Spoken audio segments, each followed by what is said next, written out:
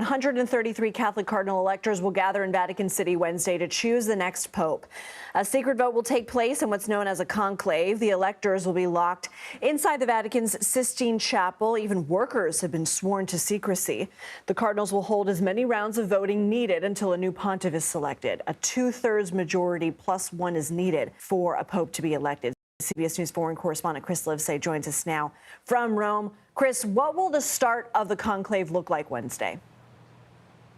Hey, Lindsay. Well, it starts with a mass tomorrow in St. Peter's Basilica, in which they call upon the divine intervention of God to guide them in their decision-making process for the leader of 1.4 billion Catholics around the world. Then in the afternoon, or around 4:30 local time, they'll gather in the Pauline Chapel, and from there they will proceed into the Sistine Chapel. You'll see all 133 cardinal electors, a sea of red caps, moving into the Sistine Chapel, where they're surrounded by frescoes by Michelangelo, including the Last Judgment, as they make the most significant judgment call in their lifetimes. And that's really the last we should see of them, because, as you mentioned, they're sworn to secrecy.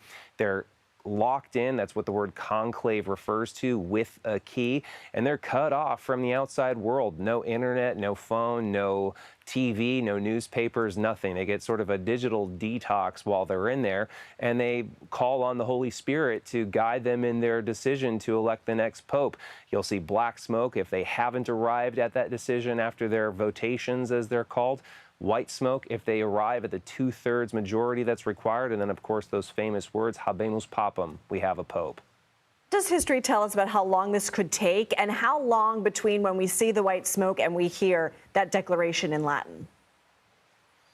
Well, if you go back to the 13th century, that's the record for the duration of these things. That conclave lasted almost 3 years. It was held outside of Rome in the nearby city of Viterbo. Locals got so frustrated they actually took the roof off to make life more uncomfortable for the cardinals in there, and then they eventually elected Pope Gregory X.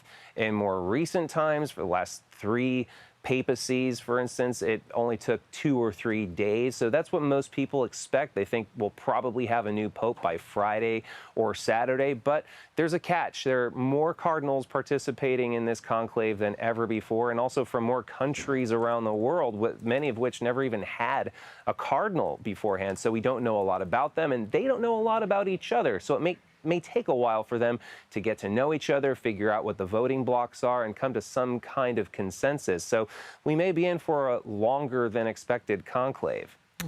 12th century, 13th century, every day was a digital detox. Chris Livesay, thank you. Watch full coverage of the papal conclave beginning Wednesday at 10:30 a.m. Eastern right here on CBS News 24/7. We'll bring you updates as the cardinals go through the process of selecting the next pope.